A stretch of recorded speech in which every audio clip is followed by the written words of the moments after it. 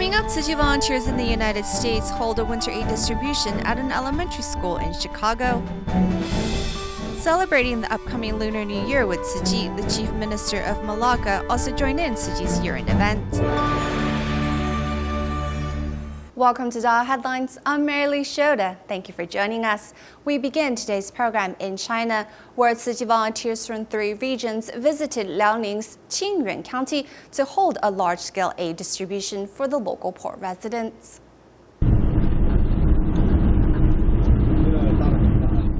The snow and the cold temperatures of Liaoning's Qingyuan do not keep away the love of the Tzu Chi volunteers. As the truck arrives with aid supplies, volunteers form a human chain to move the heavy rice into Qingyuan High School's gymnasium.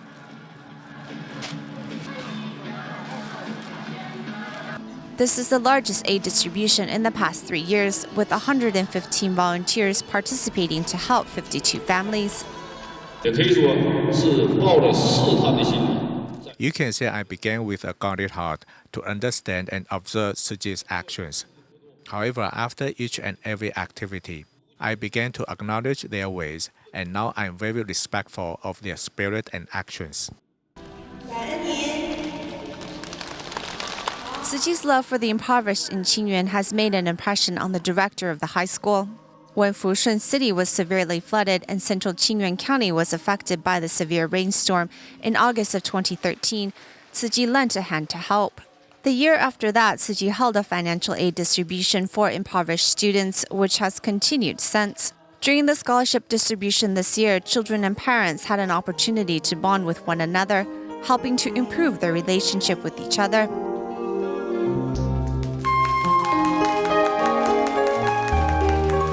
As education is the best way to leave poverty behind, Tzu Chi hopes to help more people to do so while also promoting a cycle of all-around goodness. Also in China, we see how the Tzu Chi volunteers have held a winter aid distribution in Hebei's Tangshan City. Because of the heavy smog, Tianjin volunteers set out 1 hour earlier than planned. Despite delays in their journey, local volunteers in Tangshan City still give them an enthusiastic welcome.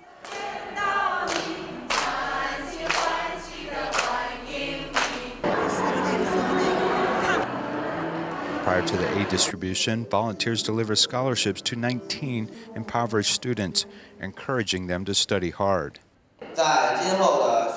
In the future, we will put 100% effort and persistence into our learning and our life. We will also obtain a full score to repay Tzu Chi's assistance.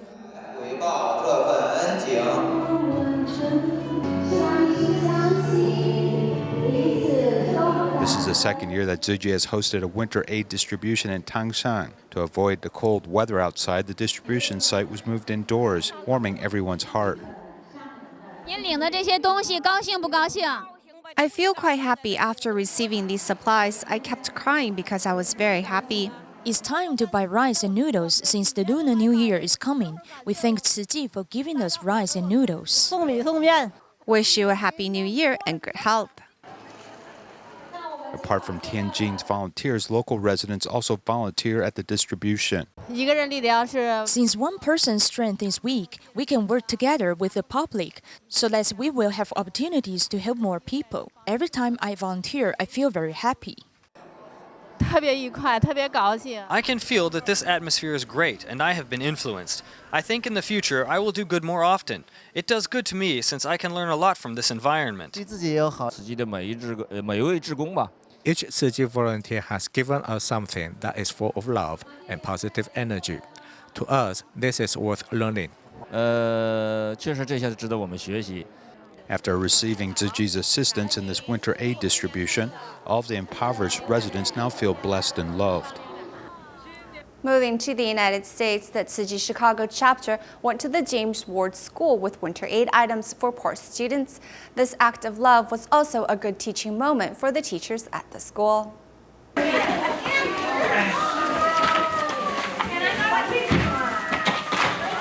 Upon seeing this mountain of presents, students of James Ward School cannot hide their excitement.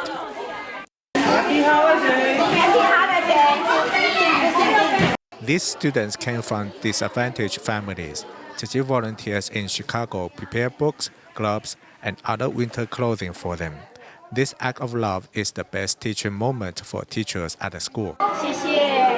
Thank you, Tzu Chi Foundation, Ms. Amy, and all of the people who've come today to bring greetings to the James Ward School as well as gifts. I really appreciate it on behalf of our school organization and our community. It always makes me happy to know that there are people who are thinking about our students and our community so that we can be better people and learn how to give and give back to society. So, all day long we teach our kids how to be good people, but when they see a good role model from Tzu Chi Foundation that comes in and shows love to us, it helps our children know how important it is to give to others. This might be a lesson the students will never forget. 562 students at this school will bring back tons of goods and love. On January 12, 2010, an earthquake measuring 7.0 magnitude hit the capital of Haiti.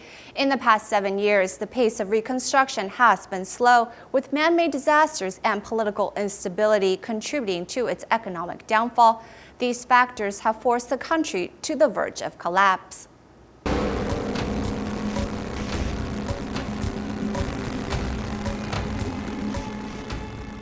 From the air, these houses look like matchboxes with their roofs overturned. For many, shelter from the rain is a real luxury.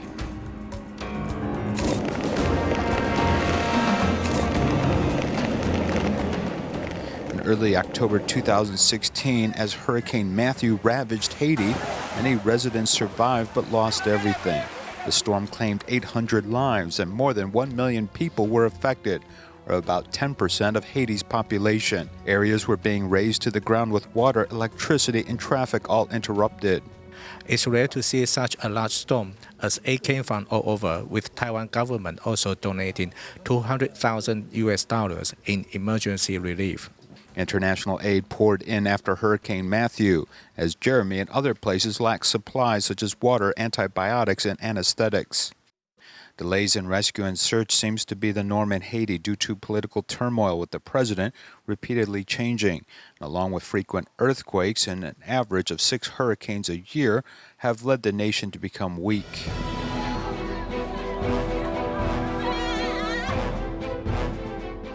January 12, 2010, Haiti experienced a 7.0 magnitude earthquake, with the death toll reaching 270,000. While 1.6 million people were left homeless. The capital, Port-au-Prince, turned into a tent city. It's unbelievable that 7 years later these tents still remain. Haitian average national yearly income is just $1,800, which is less than 1/10 that of Taiwan, with more than 40% unemployment and many finding it difficult to feed themselves. Many people don't have anything to eat, so they subsist on mud cakes and live a simple life until they can't bear it anymore, and then violent protests explode. Latin America is constantly adapting, and Haiti has become more dependent on foreign aid. Haiti was once a proud exporter, providing Europe with some 40% of the sugar and 60% of the coffee.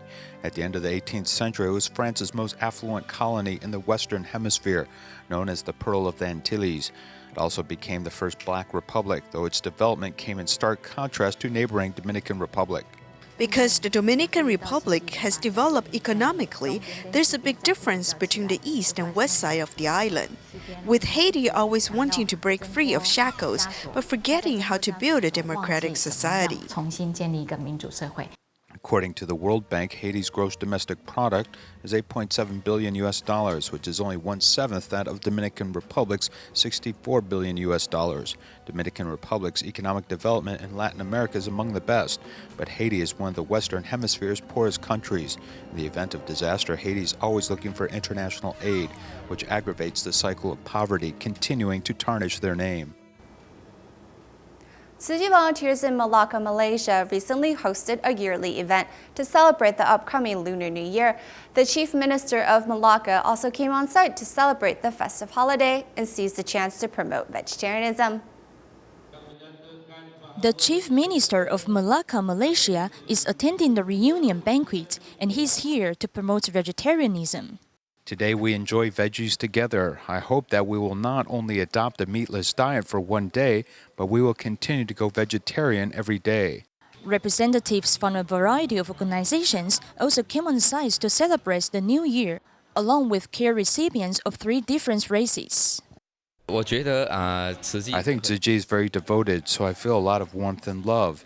It seems like we are one family. Volunteers treat the guests and care recipients meticulously, which also makes everyone feel that they have been respected and have received fair treatment.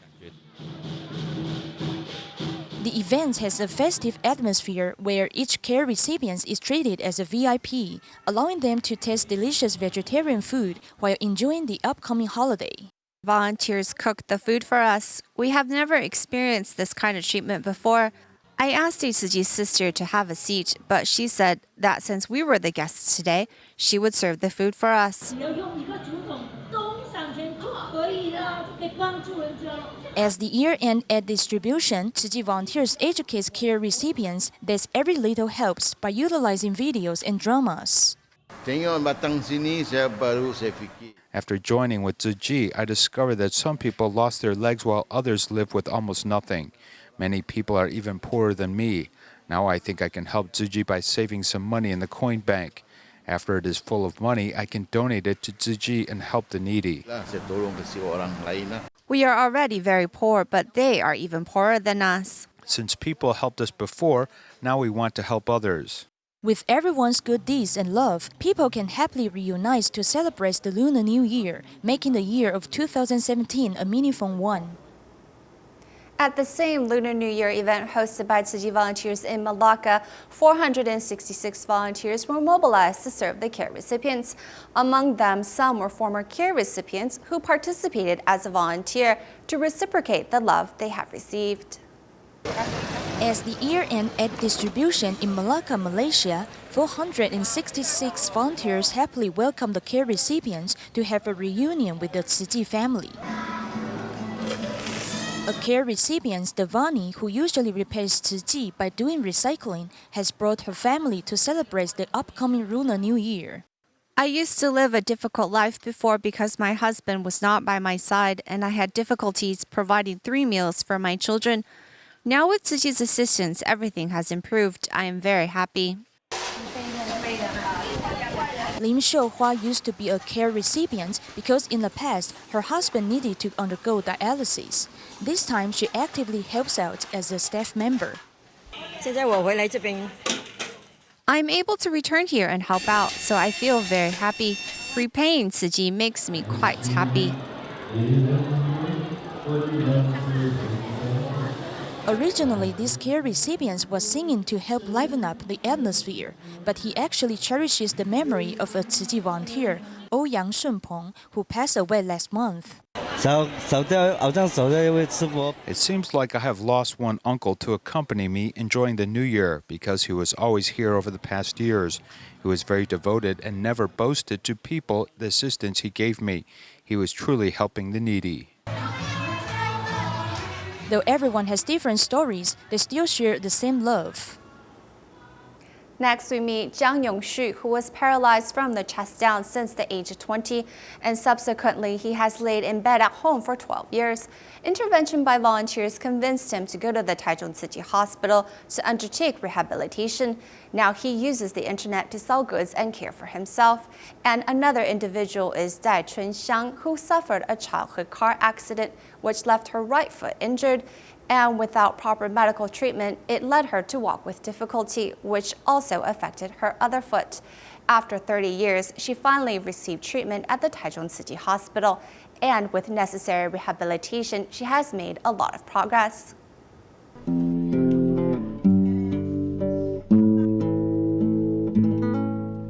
At the age of 20, he suffered from a fall high up in the air, which injured the 4th, 5th, and 6th vertebrae, leaving him unable to move his hands. To eat and drink, he had to rely upon help from his parents. For 12 years, he lived in an electric bed in the living room. Yongshu's legs began to atrophy, and he began to develop severe sores on his skin. At that time, I didn't think about much, as I was just living one day at a time. If I could say it crudely, I was just trying to fill my stomach and wait for death. For the past 12 years, he hasn't left the house, only looking up at the ceiling overhead. He couldn't imagine the colorful world outside. It wasn't until Tzu Chi volunteers paid a home visit when Yongshu began to experience some hope. In September 2015, Taichung Tzu Chi Hospital Superintendent Chen Shouxing visited Yongshu at home to carry out wound debridement. The hospital's rehabilitation department also carried out an assessment, finding Yongshu to be quite young with rehabilitation, potentially allowing him to escape a lifelong fate of bed rest. His hands are not completely without function, as the fourth or fifth finger still has some function, and he can lift up his hands a bit. In 12 years, this is the first time that he has left the house. He can now control an electric-powered wheelchair and move on his own. Everyone was encouraging, and he saw that he could do it, and this gave him more confidence.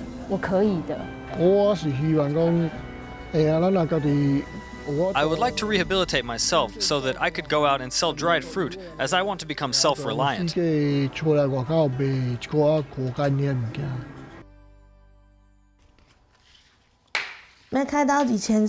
Without surgery, I hobbled like this with my ankles turning inward and walking quite awkwardly. When she was 14 years old, she suffered a vehicular accident leading her right foot to gradually turn inwards, which later affected her left foot, which needed to compensate. For the past 30 years, she walked like this because she said she had to care for her mother. I haven't gotten married. My mother is like my child. In order to calm Chunxiang, social workers placed her mother in the Taichung Tzu Chi nursing home, allowing her to feel at ease so she can get treatment. Her right foot was almost at 90 degrees to the ground, breaking the joint. We tried to integrate it and correct the other crooked ankle joints so she can take steps and walk. By the end of November 2015, Chunxiang received two-stage surgery.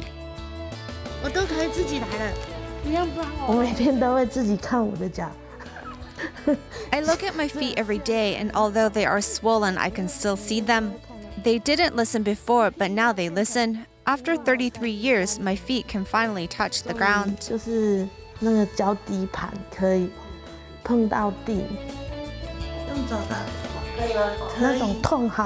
The pain is so much better. I want to thank the director.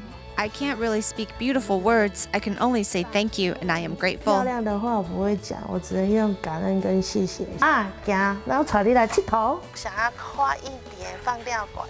If I want to go a little faster, I put down the crutches. I want to totally give up the wheelchair and the crutches completely and let my mom see me stand up on my own.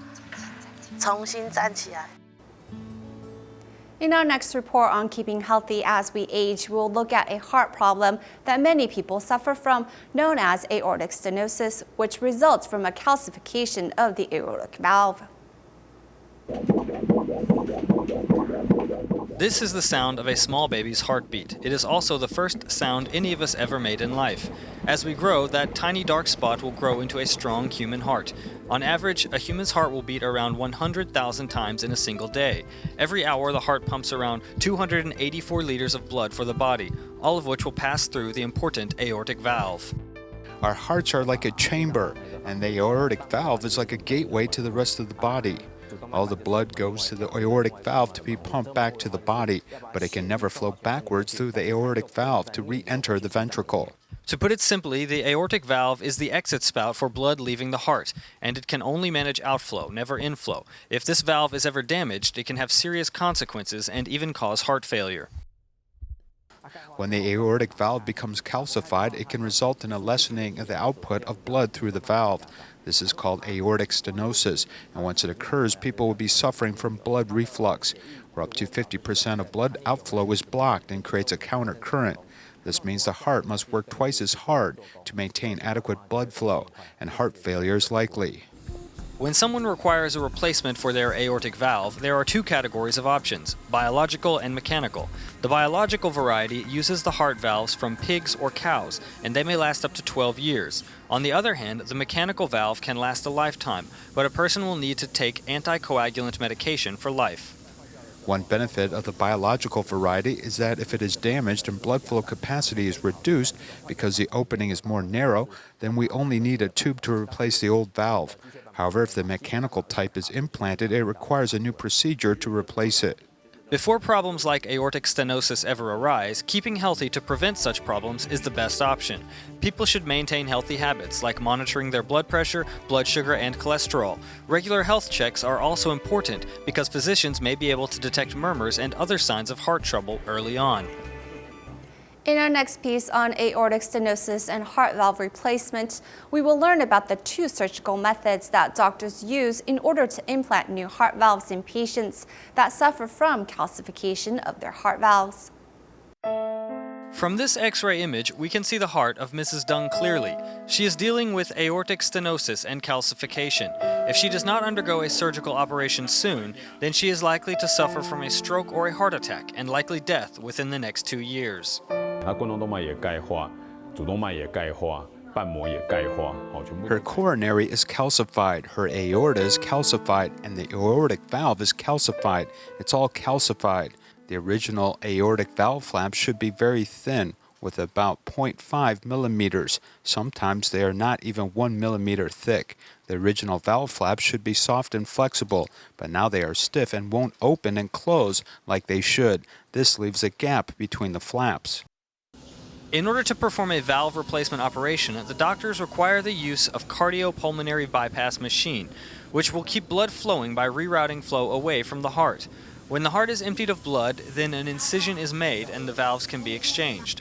Unfortunately, in Mrs. Dung's situation, the traditional procedure is not an option. Because of this level of calcification of her aorta, we have to be very careful to cut out the calcified part bit by bit. If we lose some tiny fragment and can't retrieve it, then once the heart is pumping blood again, the fragment will enter the bloodstream, and if it makes it to the brain, then the patient will have a stroke. Given Mrs. Dung's condition, fortunately there is a second option, and one that does not involve cutting open the aorta. This procedure is known as catheter valve replacement surgery.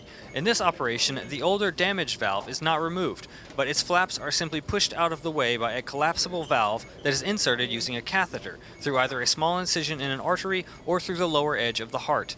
因为呢，心脏是不断的在跳动的。 In this procedure, the heart does not stop beating, and you have to place the new valve perfectly. We can only work with a stent that is about 4 to 6 millimeters in length. The artery is an incredibly narrow space to work, only about 2 millimeters, about the width of a grain of rice on its side. Comparing between the two operations, the traditional procedure takes about 10 to 12 hours and involves open heart surgery that leaves a 30-centimeter wound. The catheter valve surgery only lasts about 2 hours and leaves only a 2-centimeter wound. In the end, Mrs. Dung received the catheter valve replacement operation. Since then, her chest pain and asthma have improved, letting her breathe easy. Ethical Eating Day is not something only Tzu Chi volunteers in Taiwan are promoting, as those in Europe, the United States, as well as Mozambique are all promoting the event. At the end of the program, we here at DaAi TV encouraged you, our audience members, to join us in eating vegetarian on January 11th. We hope you participate to help planet Earth, and we thank you in advance for your support. We'll see you next time.